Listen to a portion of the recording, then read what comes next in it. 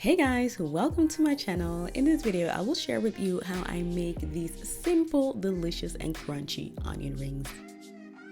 For these onion rings, I use onions, self-rising flour, cornstarch, panko breadcrumbs, chili flakes, smoked paprika powder, garlic powder, cumin, salt, water, and oil for frying. Start with cutting the onions. I cut mine in 1 centimeter rings, which is approximately ½ an inch. For the batter, add cumin, garlic powder, paprika powder, chili flakes, and salt to the sifted flour. Give it a whisk and gradually add water until you have a smooth batter. Separate the onions and put them in the cornstarch. Make sure they're well covered.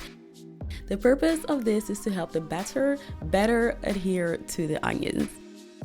And if you don't have cornstarch, you can also use regular flour.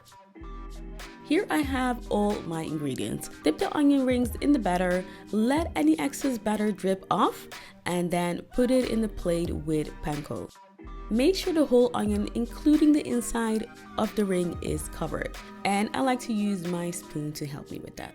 But because I have a limited space, I'm going to dip all the onion rings in the batter and panko before I fry them. I use a wooden chopstick to determine whether the oil is hot enough. As you can see, there are bubbles coming up from the chopstick, and that is how I know the oil is hot enough.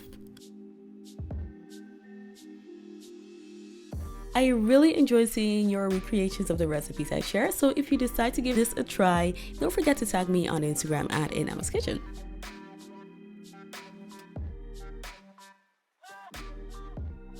And there you have it, golden brown and crispy onion rings.